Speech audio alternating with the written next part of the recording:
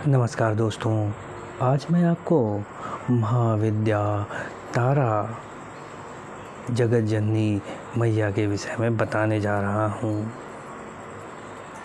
देवी तारा ब्रह्मांड को मुक्त प्रदान करने आई हैं। ये अज्ञानता के आवरण को नष्ट कर देती हैं। ये अत्यंत डरावनी हैं और भक्तों के लिए अत्यंत सौम्य है। देवी तारा युद्ध की देवी हैं। ये अत्यंत शांतिपूर्ण भी हैं और ये अत्यंत क्रोधी भी हैं। ये लोकप्रिय हैं। ये रात्रिकालीन हैं। ये आक्रामक हैं और तेंदुए की खाल धारण किए हुए हैं। सर्प से श्रृंगार किए हुए हैं। देवी महाउग्रा हैं। इनका एक स्वरूप उग्र तारा है। स्कंद पुराण में देवी की महान लीला का वर्णन किया गया है।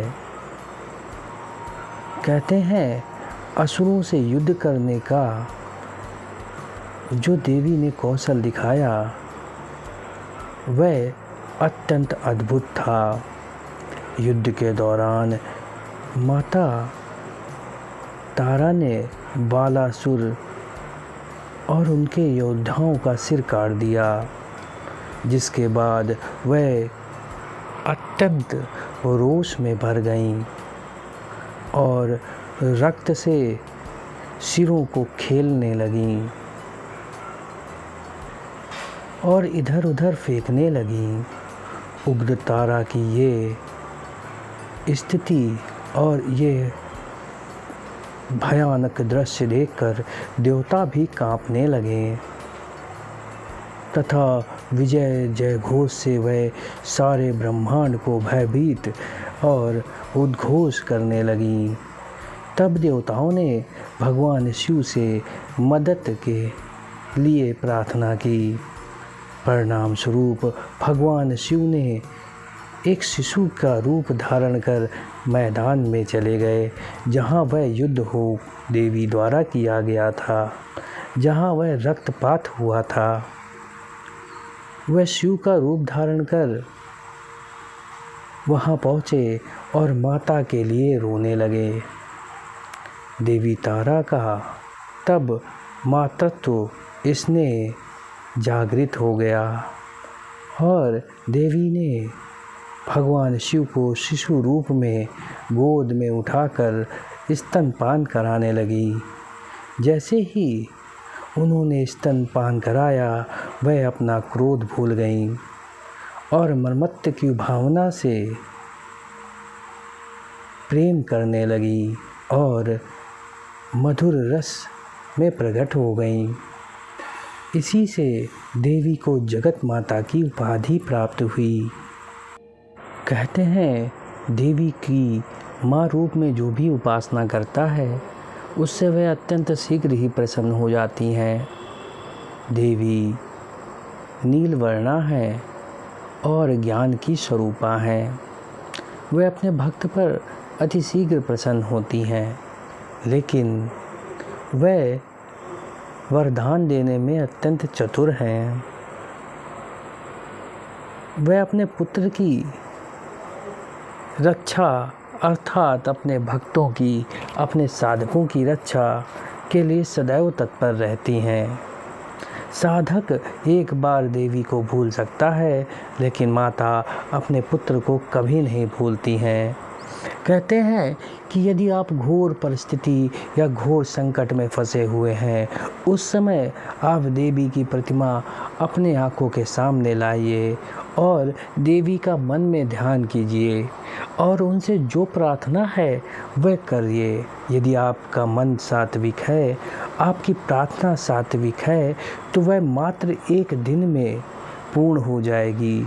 यदि रात्रि में आप यह क्रिया करते हैं तो सुबह आपकी वह इच्छा स्वतः ही पूर्ण हो जाएगी, जैसे कोई आकर आपकी उस इच्छा को पूर्ण कर गया हो। कहते हैं महाभारत में भी देवी की एक कथा जुड़ी हुई है। इसी प्रकार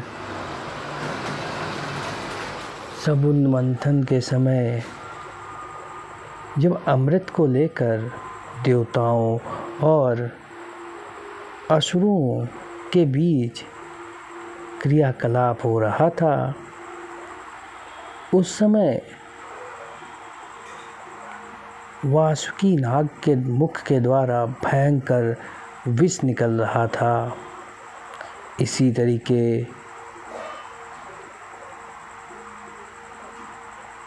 हलाहल विष प्रकट हुआ, जिसे भगवान शिव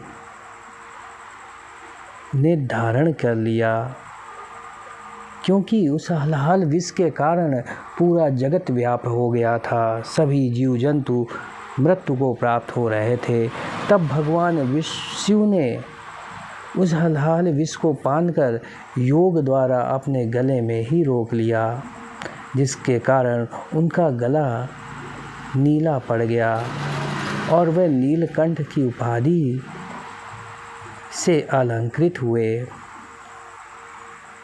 लेकिन विष की जलन के कारण वे व्यतीत हो गए। तब भगवान की शक्ति शिवा ने उग्रतारा का रूप धारण किया और भगवान शिव को एक शिशु के रूप में बदल दिया और अपनी गोद में बैठालकर स्तनपान कराया। जिसके बाद कहते हैं कि भगवान शिव का वह विष से जलन समाप्त हो गई और विष के प्रभाव से देवी का स्वरूप नीला हो गया। देवी की कई स्वरूपों में उपासना की जाती है।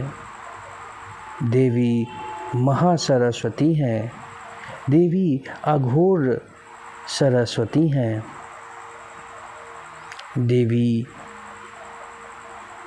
अत्यंत मनमोहक और अत्यंत रूपवान हैं, लेकिन दुष्टों के लिए ये काल से भी अधिक भयानक हैं। कहते हैं दुष्ट व्यक्ति के प्राण देवी की स्तुति, नाम एवं उनके चित्र को देखते ही निकल जाते हैं।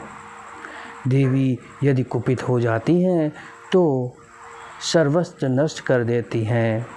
प्रकट और प्रसन्न होने पर देवी प्रकृति की तरीके सभी चीज़ को प्रदान करती हैं। देवी का नाम लेने मात्र से सभी कार्य सिद्ध हो जाते हैं। यदि आप इसका प्रयोग करना चाहते हैं तो रात्रि में आप देवी की प्रतिमा लें। सोने से पहले आपको यह करना है और सामने प्रतिमा को देखकर देवी से अपने मन की प्रार्थना करें। दूसरे दिन सुबह आप देखेंगे कि वह कार्य पूर्ण हो गया है। लेकिन आपकी प्रार्थना और देवी के प्रति समर्पण भाव होना चाहिए। गलत और किसी को कष्ट पहुंचाने हेतु यदि आप इस प्रयोग को करते हैं तो निश्चित ही सफल नहीं होगा। आपको माता तारा का या उग्र स्वरूप का वर्णन कैसे लगा कमेंट कर ज़रूर बताइएगा। मैं कल इस वीडियो में आपको माता तारा का गायत्री मंत्र दूंगा, जिसे उग्र गायत्री मंत्र कहा जाता है। धन्यवाद दोस्तों, बने रहें दिव्यदर्शी के साथ और चैनल को भी सब्सक्राइब करना ना भूलिएगा।